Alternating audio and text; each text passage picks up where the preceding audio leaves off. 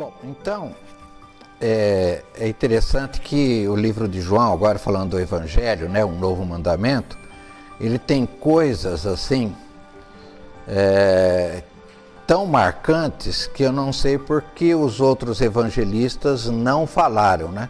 Evidentemente, o Espírito Santo que deu essa ordem, né? Você fala disso, fala disso. Mas estava vendo essa semana, lembrando, né, da ressurreição de Lázaro, 4 dias morto, né? O maior milagre, né? Esse foi o maior milagre, né, de Jesus, assim, quando ele andou, passou por aqui. Os outros evangelhos não narram isso, né? Lázaro, só João que narra, né? E a ideia do novo mandamento também é só João que narra nesses termos, né? Lógico que Jesus vai falar para nós amarmos a Deus e amarmos o nosso próximo como a nós mesmos. Os outros evangelhos falam sobre isso, mas aqui ele diz: novo mandamento vos dou, que vos ameis uns aos outros, assim como eu vos amei, que também vos ameis uns aos outros. Ele é até um pouco repetitivo, né? Aqui está literalmente copiado da palavra de Deus. O novo mandamento vos dou, que vos ameis uns aos outros, assim como eu vos amei. Então, aonde está a novidade, né? João diz, numa das cartas dele, que esse é o ensinamento mais antigo que existe do amor, né? Então, ele não é novo como conceito, assim como a ideia do amor, mas ele é novo no formato, no padrão que Jesus está dando para nós. Que vocês vão amar como eu amei. De que maneira eu amei? Dando a vida, pagando, sofrendo, né? É um amor assim que custa, que dói, que machuca. Então é um amor que é diferente do amor eros, né? O contrário lá, que é o amor que nós queremos sentir prazer, né? O amor eros, que depois vem a palavra erótico, né? Amor que nós queremos sentir prazer. Esse amor de Jesus, né, é um amor que vai machucar a gente.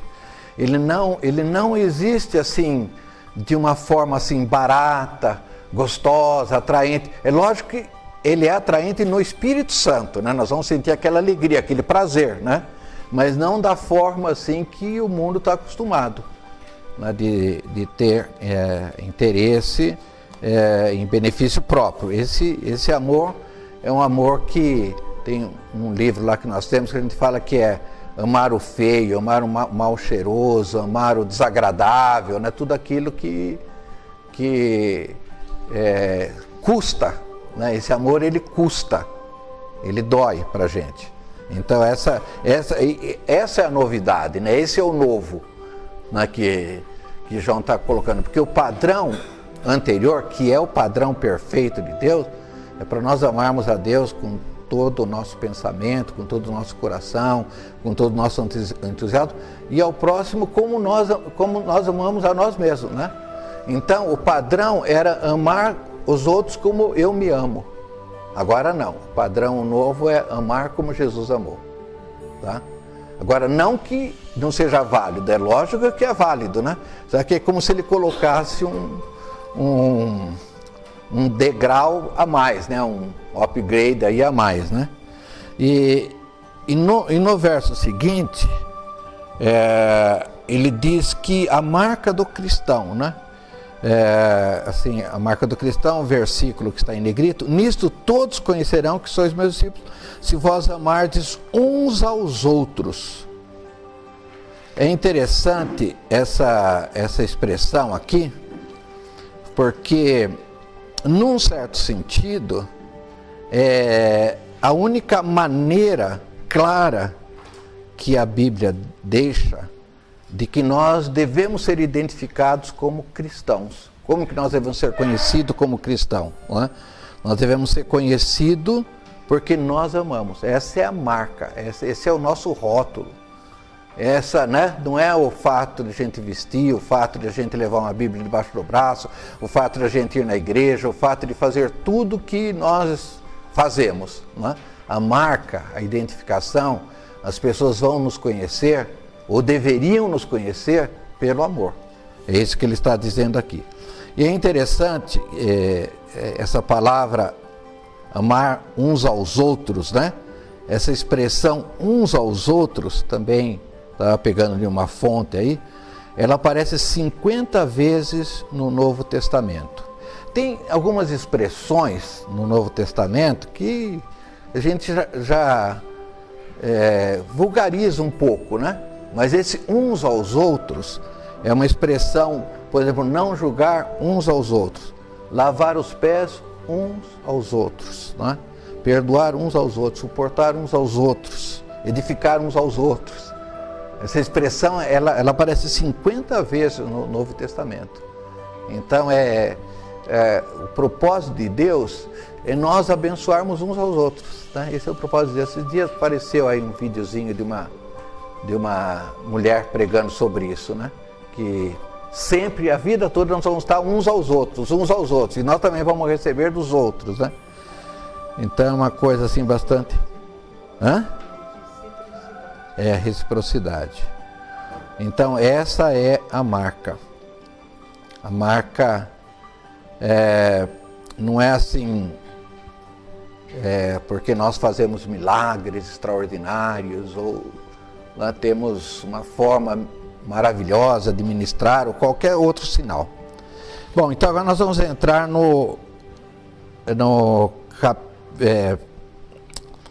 em 1 João capítulo 3. A gente vai começar aqui no verso 10, tá? Estou na página 80 aí, quem está me acompanhando. Então, o primeiro versículo: nisto são manifestos os filhos de Deus e os filhos do diabo. Olha como é forte isso. Como é que nós vamos conhecer quem é filho de Deus e quem é filho do diabo? Isso que ele está dizendo, tá? Então tem uma diferença entre quem é filho de Deus e quem é filho do diabo. Então ele está dizendo, olha, qualquer que não pratica a justiça e não ama o seu irmão, não é de Deus. Então não vamos nem entrar na questão da justiça, vamos entrar só na questão do amor, tá bom? Então o que ele está dizendo aqui, quem não ama seu irmão é filho do diabo. É isso que ele está dizendo ou não? Quem ama seu irmão é filho de Deus. É forte isso, né? Então, porque ele está dizendo, não dá, se você... É mais ou menos isso que ele está dizendo. Se você foi inundado do amor do Pai, você não ama seu irmão, então você não é do Pai. É mais ou menos isso, não é que ele está querendo dizer. Então, e Jesus também fala isso, e no próprio Evangelho de João, né? Que ele chama lá os judeus de filhos do diabo, né? Porque eles começam a questionar a Jesus, né? Bom, então, isso assim é bom para nós, porque isso é mandamento, né? E nós vamos concluir dizendo isso, que é um mandamento, e da gente tá olhando assim, quem somos nós, né? Quem somos nós na nossa família? Então, nós amamos na nossa família, né? Como é que... porque não está dizendo aqui necessariamente irmãos de igreja, irmãos cristãos, né? Mas um sentido assim de convivência, né? de uma prática de uma vida cristã. Mas é lógico que tem a ver também na congregação, né? E na congregação nós sentimos assim muitas dificuldades, né? Tem a gente que exerceu aí a atividade pastoral por bom tempo, né? Quantas dificuldades a gente via nos irmãos nesses aspectos, né? Agora, quando a gente fala com irmãos de outra congregação, então, aí a coisa dificulta mais ainda, né? Praticamente, nós quase sempre ignoramos. Né? Ignoramos. O Rafinha aí teve um sentimento de pessoas que eram irmãos, né? Com outras doutrinas, de outras... Mas não importa, é irmão, né? Irmão por causa de Cristo. Só por causa de Cristo, tá? Não tem como a gente... E se a gente realmente vivesse essa realidade, certamente não haveria mais divisões, né? Depois aqui uma mensagem repetitiva. Então ele diz, visto que a doutrina, aqui está tudo, todo o capítulo 3. Agora o verso 11, né? Visto que a doutrina que ouvisse desde o princípio é que vos ameis uns aos outros. Então ele está dizendo que esse é um assunto antigo, né? Desde o princípio. No princípio Deus fez o céu e a terra, né? Então esse é um assunto muito antigo, é assunto dos profetas, é assunto do Velho Testamento, né? Então aqui eu já comentei um pouquinho, eu vou pular essa parte, né? Que eles chegam para Jesus: mestre, qual o grande mandamento? Amarás o Senhor teu Deus de todo o teu coração, de toda a tua alma, de todo o teu pensamento. E o segundo, semelhante a esse, amará o teu próximo como a ti mesmo. Veja, isso daqui, Jesus faz um resumo do Velho Testamento, né? A gente sabe que são coisas que vêm do Velho Testamento. Então é coisa antiga, né? Então, sobre esse novo padrão do amor, nós já falamos um pouco sobre isso, né? A ideia, eu coloco também alguns versículos aqui, 1 Coríntios... bom, aqui a ninguém, olha que interessante esse versículo: a ninguém devais coisa alguma, a não ser o quê? Amor. A única dívida que nós podemos ter, né? Dever amor. Agora, pois, permanece a fé, a esperança e o amor. Esses três, porém, o maior destes é o amor. Então, quer dizer, nós não vamos levar para o outro lado, né, a nossa fé, porque lá nós vamos estar rosto a rosto com Jesus, com o Senhor. Não há mais necessidade de fé, né? Também não há mais necessidade de esperança, porque nós alcançamos o que a gente esperava. Mas a única coisa que a gente pode levar nesse mundo é amor, tá? Então isso nós levamos, né? É a única coisa que a gente vai levar. Quando as pessoas falam que nós viemos sem nada e vamos voltar sem nada, né? Mas nós vamos voltar com alguma coisa, né? Que é o amor, tá? Isso realmente... Depois tem esse outro verso que eu gosto muito também, mas esse é Pedro que diz, né? Mas sobretudo tende ardente amor uns para com os outros. Veja outra vez, olha, uns para com os outros. Porque o amor cobrirá a multidão de pecados. Quer dizer, Pedro está dizendo: ame sinceramente, de uma forma ardente, né, fervorosa. Não é uma coisa barata, simples, né? Uma coisa assim de aparência, mas é uma coisa realmente que faz diferença, né? E esse amor cobre multidão de pecados, quer dizer, um amor que perdoa, né? É muito forte isso, amor que cobre pecados, né? Quer dizer, o pecado é o inverso do amor, né? Iniquidade. Então, quando, né, o amor sobe assim de nível, né, é como se ele sufocasse o que não presta, o que é ruim. Então Pedro está dizendo isso. Depois, aqui um bonito lar e duas crianças. É uma coisa assim, bastante forte para mim. Eu comentei até com vocês numa oportunidade que eu tenho um livro, que tem um quadro que mostra assim no princípio Eva, né? E as duas criancinhas brincando e eles convivendo como família, e aquilo me chama muito a atenção, porque que um dia um iria matar o outro, né? Eram só eles dois, né? Pelo menos a gente pressupõe isso por aquilo que a gente vê na Bíblia, né? Então, porque essa é a mensagem que eu vi desde o princípio, que amemos uns aos outros. Novamente, olha, uns aos outros. Não sendo como Caim, que era maligno e matou seu irmão. E por que matou? Porque as suas obras eram más e as dos seus irmãos eram justas, né? Então,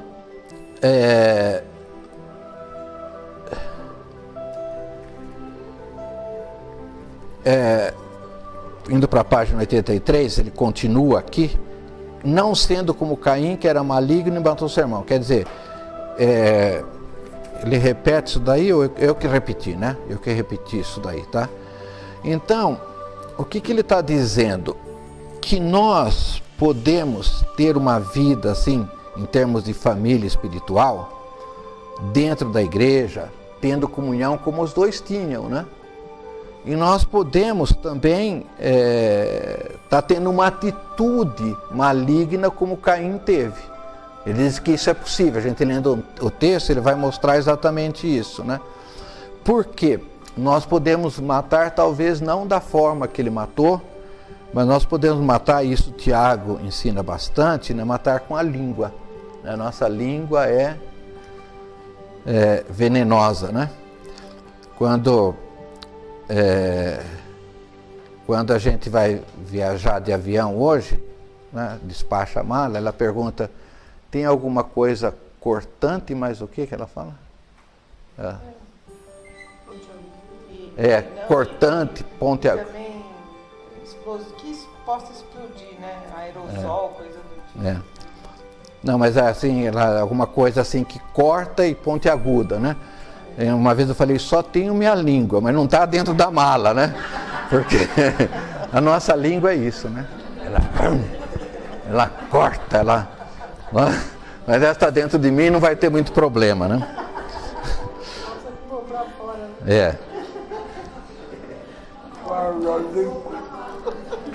Então a nossa língua é venenosa, né? Isso a Bíblia nos ensina. Então depois ainda continuando em 3 agora 14, né? Veja, esse é mais forte ainda, olha, nós sabemos que passamos da morte para a vida porque amamos os irmãos. Quem não ama o seu irmão permanece na morte. Isso daqui é a única maneira de a gente saber que a gente é salvo, não é? Como é que nós sabemos que nós somos salvos? Segundo o entendimento dele. Então, quem não ama o seu irmão permanece na morte. Veja, é interessante, eu coloco aqui uma passagem, deixa eu ver aonde que eu coloco, acho que é um pouquinho mais à frente, né? Mas antes de chegar nisso, eu coloco 2 exemplozinhos assim, que são exemplos bons, né? Uma vez eu vi assim, de uma empregada doméstica, o cara testemunhando, né? Por que você acha que você é salva? Porque antes eu varria muita sujeira embaixo do tapete, agora eu não faço mais isso. É um bom indicador isso. Mas segundo João, isso não é certeza de salvação. Você melhorou bem, tá? Melhorou bem, né? O outro aqui também que eu ouvi uma vez um testemunho, né? Que todas as vezes que Satanás vinha perturbar a vida dele, ele marcou assim numa árvore lá a data do batismo dele, né? Então ele falou para o Satanás, olha lá, Satanás, né? Eu fui batizado, então eu sou salvo, você não pode ficar perturbando a minha vida. É uma boa coisa mesmo, o batismo é a entrada para o cristianismo. Mas também não é a garantia da salvação, aqui segundo a proposta de João. A única garantia mesmo é essa prática, essa vivência do amor que nós temos uns com os outros. Nossa, isso é forte demais, né? Depois, por isto, pelo amor, conhecemos que somos da verdade e tranquilizaremos os nossos corações diante de Deus. Veja, é isso que traz tranquilidade, porque Satanás ele tem essa atitude de querer deixar dúvida se eu sou salvo ou não, em certos momentos, tá? Então ele diz, para você tranquilizar o teu coração que você é salvo, e pode responder para ele se você ama. Essa é a garantia. Caríssimo, se o nosso coração não nos condenar, tenhamos confiança diante de Deus. Então realmente é onde a gente é libertado da condenação, daquela condenação que muitas vezes vem, né? Aquela duvidazinha que nós temos. No amor não existe medo. Antes, o perfeito amor lança fora o medo, o temor. Ora, o medo produz tormento. Logo, aquele que teme não é aperfeiçoado no amor. Aqui eu tenho muita dificuldade, tá? Porque eu sinto medo. Eu, às vezes tenho medo. Veja, aqui está se referindo a um contexto mais amplo, né? O que nós vamos ter que enfrentar no futuro. Às vezes eu vejo lá certas situações, a gente tem uma listinha de oração, lá tem umas 4, 5 pessoas, né? Uma delas que faz 5 anos que não sai da cama, né? Falo, Deus, né? Se pensar em situações assim, né? Mas quando a gente ama, a gente está exercitando o amor de Deus nas nossas vidas, nós confiamos que Deus vai estar cuidando na gente. Então, o amor, se Deus é amor, né, essas coisas tá no controle dele. E se Ele nos ama, Ele vai estar nos abençoando, né? Então, a ideia de lançar o medo fora é essa confiança. Mas, para isso, a gente vive o amor. Essa realidade de viver o amor que nos dá essa segurança que nós somos salvos, e essa segurança que nós somos salvos nos leva a uma segurança que nós somos encharcados por esse amor do Pai, e isso lança o medo fora, porque o que pode acontecer de ruim, né? O que pode acontecer de ruim se nós estamos debaixo desse amor de Deus? O Pai das misericórdias, diz a palavra de Deus, né? Então lança o medo fora.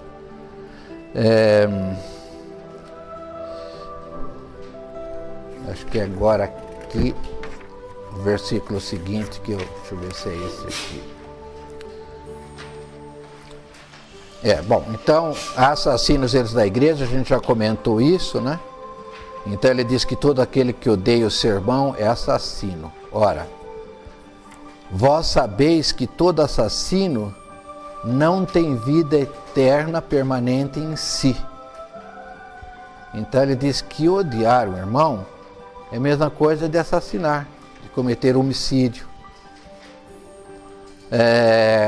E o assassinar o irmão, odiar o irmão, a gente está gerando esse sentimento de ódio, e esse sentimento de ódio corresponde a um homicídio, corresponde a uma atitude de matar. É isso que ele está dizendo, né? É muito forte isso, né? E tudo isso é capítulo 3, por isso que a gente gostaria de estar livre desse capítulo 3. O que aconteceu com Deus? Deus não tomou essa postura diante de nós, sendo nós inimigos dele? Ele tomou essa postura, porque ele é amor, né? E se nós temos esse amor de Deus e tomarmos essa decisão, esse quadro vai mudar. Agora tem o versículo seguinte, ele dá a resposta para tudo que nós estamos discutindo aqui, né? Aí é ordem ou sugestão.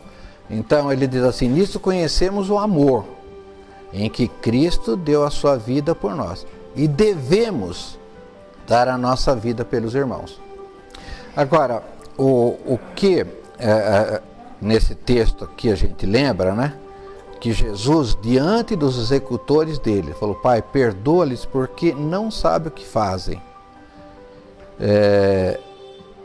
Agora, é interessante isso, né?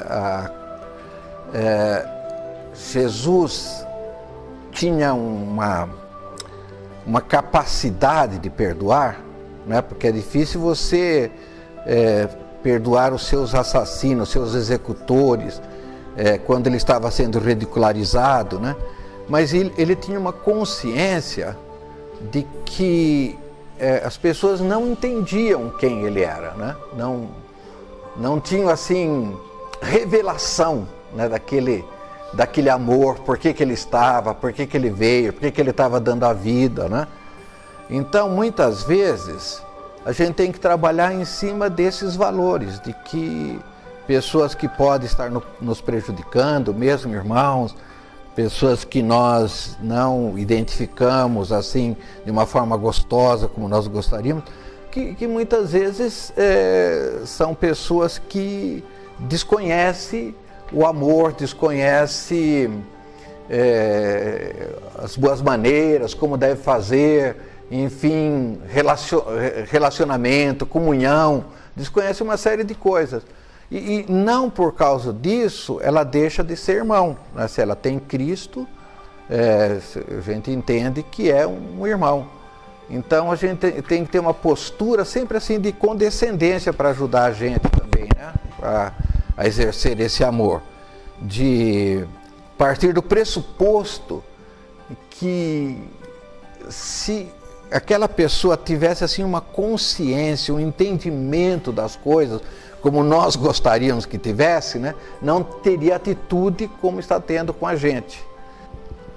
Só assim, resumindo um pouquinho o que vocês falaram aí, tem o versículo seguinte: nem de palavra nem de língua, né? A Célia também falou isso. Filhinhos, não amemos de palavra nem de línguas, mas de fato e de verdade, né?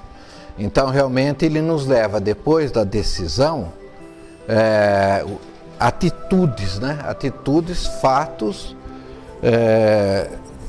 realmente significa situações assim que nós vamos estar avaliando constantemente, né? Agora, nunca esquecendo que já existe em nós esse recurso, né? Ele está dentro de nós.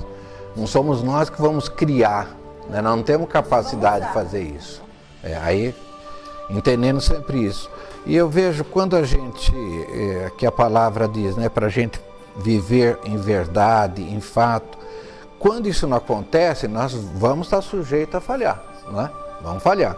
E quando a gente falha, aí pensar, nos arrependermos ou tratar com o irmão quando nós falhamos. Porque se eu falho e vou ter que ir lá falar com o irmão que eu falhei, na segunda vez eu vou tomar mais cuidado, né? Porque isso dói, isso é difícil para a gente, né? Então, entender que nós temos esse recurso que nos ajuda, que aí vai entrar um pouco o perdão, perdoar, que vai ser a aula seguinte, né? Mas que está intimamente ligado com o amor, né? Não dá para tratar separadamente. Então aqui, né, o que vocês disseram já, eu te amo, irmão, né? Aquele abraço, aquele, que saudades, aquelas expressões todas, né? Veja, aparentemente isso é bom, mas não tem muito significado para Deus se nós não vivermos realidade dessas coisas, né? É muito bacana fazer essas declarações, abraçar, ter atitudes, né? No relacionamento, mas se nós não vivermos isso, né? A gente teve uma experiência aqui que eu coloco, isso no início aí do nosso ministério, na primeira igreja lá que nós começamos, a Cristo Salva, que veio uma família de aidéticos, né, na igreja. E ele era ex-presidiário e os 2 filhos já estavam. Lembra desse cara, Marcondes? A gente acabou até fazendo, acabou fazendo um livro para ele viver, né, porque aí ele vendia o livro contando a história dele e ele vivia nisso daí, né? Mas no começo a gente não sabia como tratar isso. E a gente deixou-os na igreja, até arranjamos uma casa para eles morarem um período e tal, né? E uma família convidava, eles iam tomar café, né? E não sabiam, né? E isso começou a pesar um pouco para nós, e um dia nós falamos, a gente conversou com a família, né? E aí nós falamos para a igreja que eles eram aidéticos, né? Mas nós sofremos por causa disso. Então, a gente está disposto a conviver, né?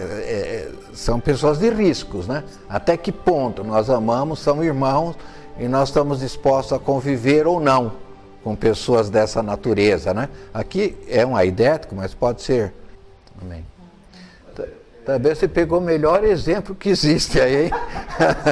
A Teresa de Calcutá, né? Ela é símbolo do amor, né? Ela foi convidada uma vez para discursar no Congresso americano, né? Então, ela chegou no aeroporto, estava tudo certinho, horário, né? E de repente não chegava. Aí foram investigar. O que aconteceu? No caminho, ela viu uma pessoa maltrapilho, né? Assim, toda suja e tal. Ela falou pro motorista, para, e foi lá socorrer o cara, né? Então, os valores dela estavam acima de qualquer reputação, de qualquer compromisso, né? Ela foi realmente um símbolo do amor, né? Ela ultrapassou os limites aí que se pode esperar, né? Muito bom exemplo. Ela está aí concorrendo com o 1 João 3, né? Tá? Bom, gente, então aí acho que para concluir, né, foi boa discussão aí. O resumo da Bíblia, né, que ainda em João 3, ele termina dizendo, olha, o seu mandamento, quer dizer, o mandamento de Jesus é esse, o mandamento de Deus, né? Que creiamos em o nome do seu Filho Jesus Cristo e nos amemos uns aos outros segundo os mandamentos que nos ordenou. Então depois a gente fala aí de tomar a decisão, né, que é reconhecer, ter essa revelação que o Adiel falou, buscar essa revelação, esse entendimento, e aí nós vamos tomar essas decisões, né? Escolher amar. Aqui um fato concreto, que é muito importante para a gente, né? Na igreja primitiva, o relacionamento entre os crentes e Deus, e dos irmãos uns com os outros, eram de suma importância. A paz, a luz, a cordialidade, o amor, o perdão, a generosidade e a aceitação que emanava daquela comunidade singular penetravam numa cultura exausta, entediada, sem amor e desgastada, e despertavam a fome espiritual, tanto de judeus como de pagãos. Eis como eles amam uns aos outros. Aqui está em Atos, de Atos 2 até Atos 4, dá para a gente detectar esse ambiente, né? Que a comunidade ficava impressionada de ver como eles se amavam, né? Homens enfastiados, fartos de pecados, procuravam entender a estranha e convidativa qualidade de vida que marcava os discípulos. Nesse tão atrativo ambiente, os homens perdidos estavam dispostos a ouvir aqueles que não podiam deixar de falar das coisas que viram e ouviram. Agora vamos pegar o nosso caso, né? Uma das grandes pedras de tropeço ao mundo lá fora da igreja é a maneira pela qual os cristãos se tratam mutuamente. O mundo atual poderia ser inclinado a dizer com bastante razão ao contemplar a igreja: eis como eles têm aversão um pelos outros. Então hoje o mundo vê a gente assim, né? Nós criticamos uns aos outros, né? Em vez de eles olharem para como era a igreja primitiva, olha como eles se amam, né? Aquilo causava uma boa impressão, quase uma inveja, né? Hoje é o contrário, nós não conseguimos mais atrair dessa forma, né? Nós podemos atrair evangelizando, fazendo outras coisas, mas na convivência, na comunhão, em função de existir tantas divisões, tantas repulsas, críticas, né?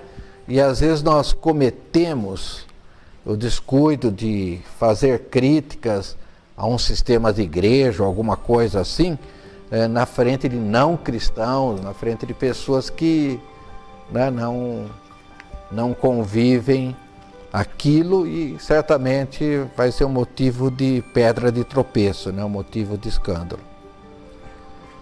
Bom, e aí para concluir tem a oração coletiva, mas antes de fazer a oração coletiva, eu queria levar vocês na atividade complementar, que seria a atividade dessa semana, que está na página 92. Então seria a nossa atividade dessa semana. Nosso desejo e oração é que incentivemos mais os nossos corações a tomar decisões em relação ao amor. Será que não há alguma pessoa doente que precisa da nossa visita e oração? Será que não tem alguém que está preso, necessitando de alguém que lhe visite? Será que não conhecemos pessoas que estão famintas, carentes de ajuda material? Jesus não disse que quando fizermos essas coisas, é a Ele que estamos fazendo? Em verdade vos digo que quando o fizestes a um desses meus pequeninos irmãos, a mim fizestes. O ato de irmos atrás do carente, do feio, do sujo, no sentido de pessoas que sofrem, angustiadas, é a prática do amor. Jesus diz, né? Porque tive fome e destes-me de comer, tive sede e destes-me de beber. Era estrangeiro e hospedaste-me. Estava nu e vestistes-me. Adoeci e visitastes-me. Estive na prisão e foste me ver. Essas coisas assim a gente lê, a gente fala, não, isso é legal, né? Dá pra gente fazer isso. Mas eu quero contar um fato, que a Del e a Rose tem um sobrinho que está preso.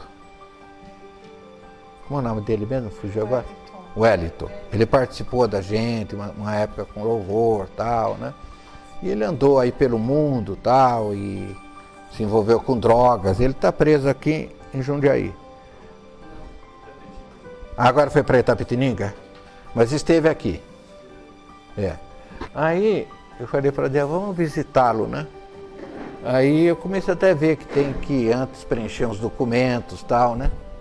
Aí alguém me falou assim, olha, o que acontece com pessoas que estão envolvidas de drogas, quando você vai visitar na prisão,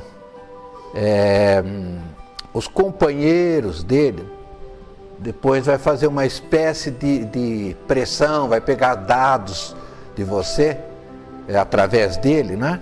E vai, através de pessoas que estão fora, te pressionar, fazer algum tipo de pressão, coisas desse tipo, né? Então, eu comecei a pensar bem, viu, Adiel? Será que eu vou fazer isso? Não é? Eu vou me expor. É um certo risco, quando a gente vai assim com uma boa aparência e tal.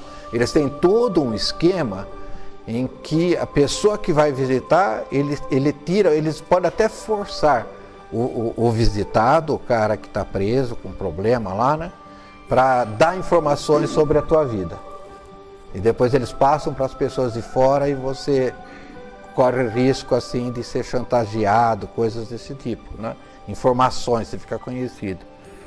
Então, quando a gente pensa, né, que o amor lança o medo fora, é uma coisa assim, só para a gente entender um pouco do amor, né? E como a gente que está ministrando sobre isso precisa, e qualquer um que ministra sobre isso precisa, é uma coisa assim que é pela graça de Deus mesmo, tá? Eu recuei, né, no momento que ia fazer a visita, alguém me assustou nesse sentido, tá? Que eu ia correr risco, né? Então, todas as vezes que a gente toma uma atitude dessa, né, de hospedar alguém da nossa casa, não é uma coisa simples da gente fazer, né? Mas aqui, né, Jesus está dizendo, e hospedar quem que você vai hospedar, né? Então, quantas situações. Então, eu creio que isso daqui seria alguma coisa para a gente estar experimentando realmente, né, um pouco mais, dando assim alguns passos de coragem, né? E realmente levar comida, né? Hospedar, visitar na prisão. Eu tenho dificuldade, estou dizendo que eu tenho dificuldade, tá? Então é alguma coisa assim para a gente estar atento, né? O quanto nós faríamos isso, né? Hospitais, né? Difícil. Então, é uma forma assim de a gente estar praticando o amor, né? De a gente dar alguns passos assim de ousadia, né? Depois a gente coloca também, se você conhece algum amigo, parente que se afastou de igreja, né? Que interessante seria visitar aí, dar água, né? Dar água viva, visitar essa pessoa que está afastada. Enfim, aí algumas sugestões. Então, o medo é o inimigo do amor, é o oposto do amor. Então vamos fazer a oração coletiva aí na página 87. Aí nós terminamos hoje aqui, mais no horário aqui.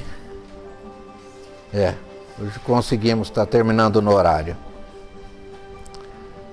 Todos localizaram aí a página 87? Então vamos lá. Ó Senhor nosso, quão magnífico em toda a terra é teu nome. De todas as tuas maravilhas, certamente a maior delas é Cristo, que morreu por todos nós, estabeleceu a paz pelo seu sangue derramado na cruz e nos reconciliou contigo e com todas as coisas, tanto na terra como dos céus. Esse amor de Cristo, que nos fez novas criaturas, nos impede para que não vivamos mais para nós mesmos, mas para aquele que morreu e ressuscitou por nós.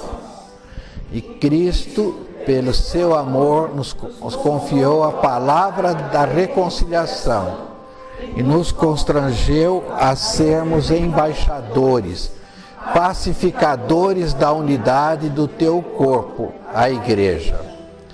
Dá-nos, Senhor, fé suficiente, vencer e convencer aqueles que são inimigos da unidade, aqueles que não admitem a unidade do amor, com irmãos em Cristo que têm particulares diferentes deles, aqueles que se julgam a única igreja certa, os donos absolutos da verdade. Fomos reconciliados contigo, ó Pai, através do teu Filho, e agora buscamos a reconciliação entre os irmãos, para reatar as amizades perdidas. Em nome de Jesus Cristo. Amém.